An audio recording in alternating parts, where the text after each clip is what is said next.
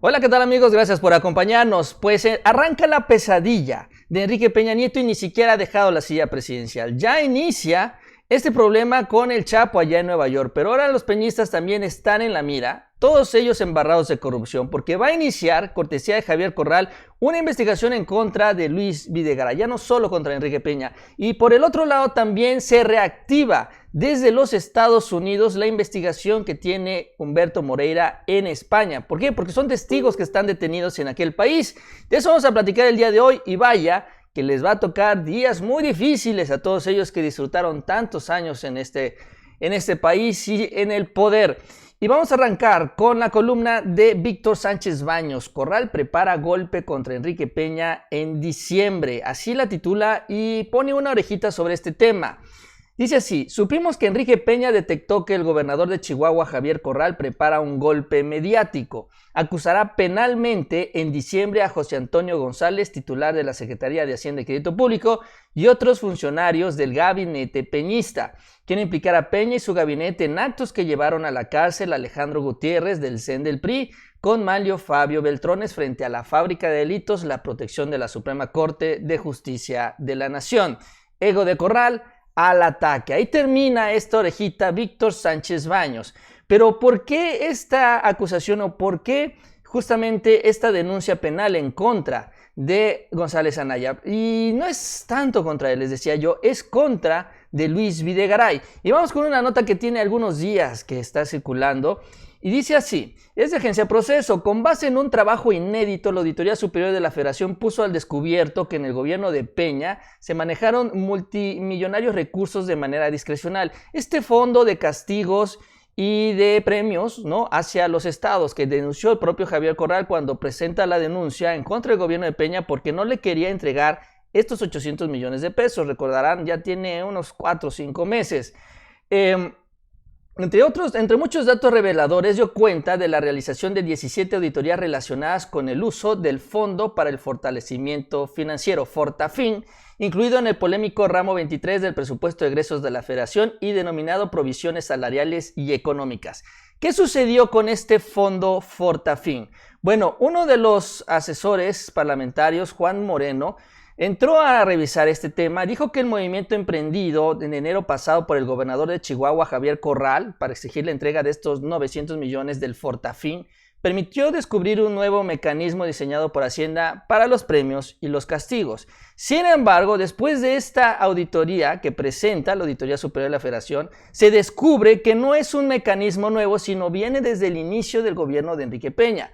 Dijo así: descubrí que en todos los años siempre hubo un fondo con esas características de premios y castigos. Por ejemplo, en el presupuesto del 2013 se llamaba programas regionales. En el presupuesto del 2014 se llamaba contingencias económicas. En el de 2016 finalmente cambia al nombre de Fondo para el Fortalecimiento Financiero.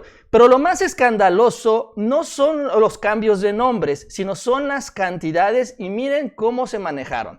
En el 2013, que es el primer año del presupuesto, se le habían designado a este fondo 2.900 millones. Bueno, al final del año, después de estos 2.900 asignados, se gastaron 36.000 millones. Y así fue en el resto de los años. Por ejemplo, en el 2014 se aprobaron 979 millones. Bueno, el gobierno federal acabó gastando 50.000 millones en premios y castigos hacia los estados.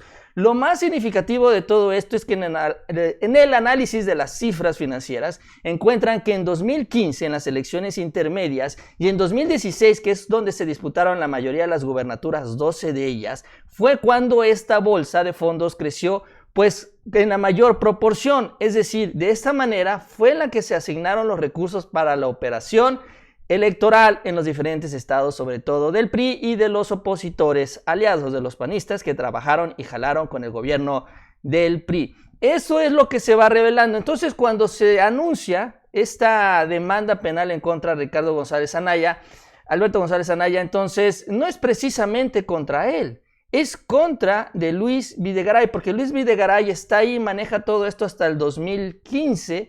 De ahí al 2016 entra José Antonio Mide en un periodo relativamente pequeño y luego entra Anaya. Entonces, cuando este trascendido habla de que será para otros también funcionarios del gabinete peñista, pues obviamente estamos hablando de Luis Videgaray.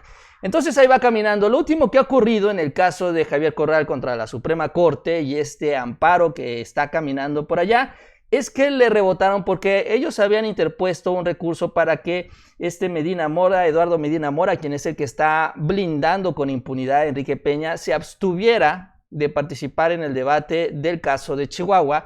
Sin embargo, la Corte lo echó para atrás y no son muy buenas noticias.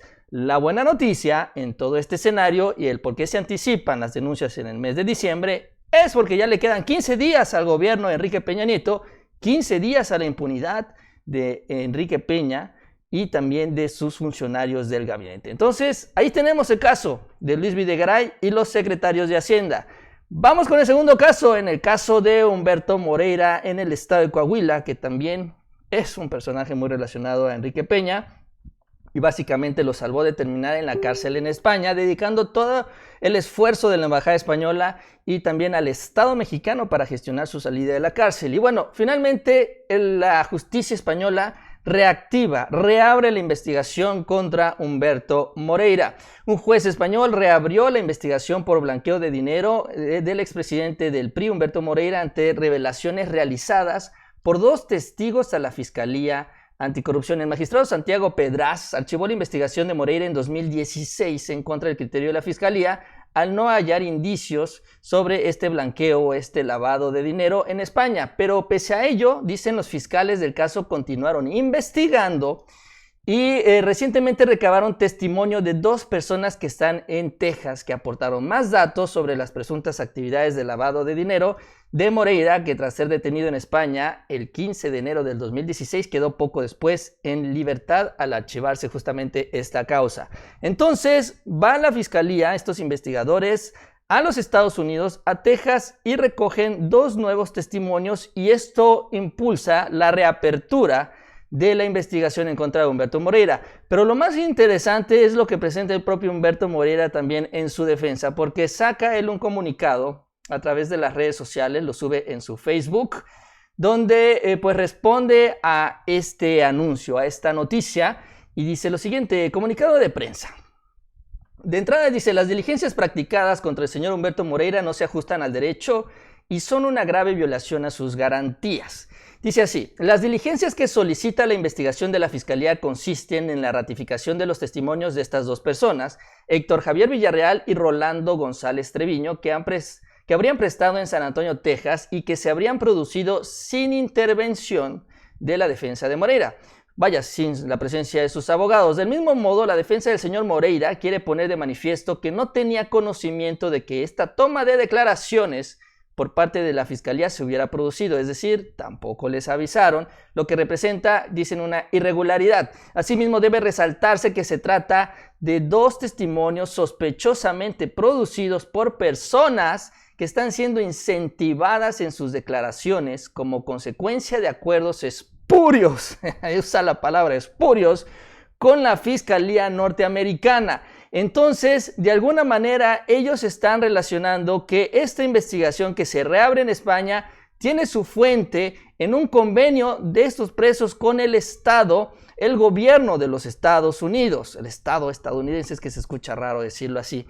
Y ese es el señalamiento que es pues es muy interesante, sobre todo porque justamente en estos momentos en los que se está llevando a cabo el juicio del Chapo, los señalamientos de la defensa del Chapo Guzmán es que estos testimonios en contra del acusado es justamente de estas personas que están negociando con el gobierno de los Estados Unidos. Muchos de ellos dicen van a salir libres, otros van a tener penas muy reducidas.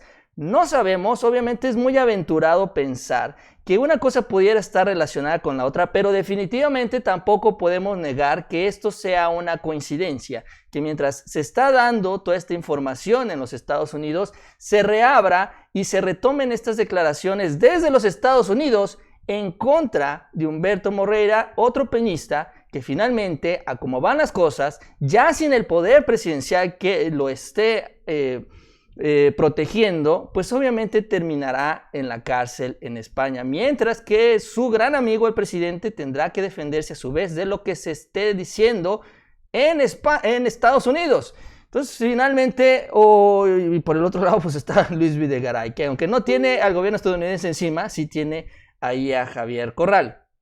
Y bueno, para terminar esta defensa, en el comunicado dice Humberto Moreira, la defensa de Moreira informa que recurrirá a esta decisión al basarse en una actuación más que dudosa e irregular por parte de la Fiscalía Española, que a espaldas de la autoridad judicial ha practicado actuaciones secretas fuera de procedimiento judicial y con el fin de que su defensa no pudiera concretar sus actuaciones. Entonces los peñistas están empezando ya a meterse en problemas, ni siquiera han terminado, ni siquiera han dejado la silla, y empezando por el presidente, por Enrique Peña, y a esto la verdad es que habría que sumarle un caso, el caso más emblemático hasta el momento, porque vaya que se están apilando y acumulando casos importantes, pero el de Odebrecht. Finalmente también el caso de Odebrecht se lo tiene guardada la Fiscalía brasileña al gobierno mexicano, no se ha dado toda la información, no se conoce, también desde los Estados Unidos tienen muchos datos sobre la manera en la que este dinero, por sobornos también de esta empresa,